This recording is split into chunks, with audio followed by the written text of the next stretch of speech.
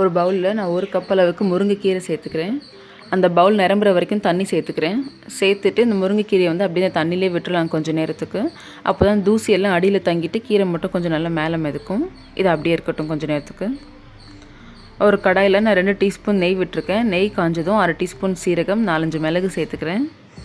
இது கூடவே ஒரு 5-6 பல் பூண்டு நல்லா க்ரஷ் பண்ணி சேர்த்துக்கிறேன். சேர்த்து ஒரு வாட்டி நல்லா கலந்து விட்டுக்கலாம்.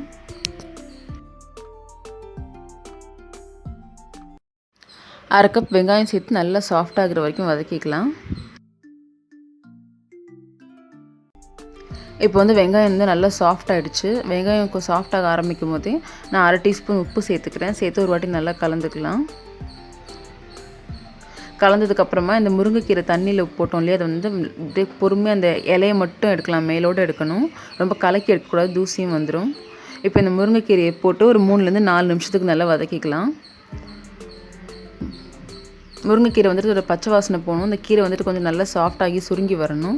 இப்போ பாருங்கள், கீரை நல்லா சுருங்கிடுச்சு. இந்த ஸ்டேஜில் நான் 2 கப்பு தண்ணி சேர்த்துக்கிறேன்.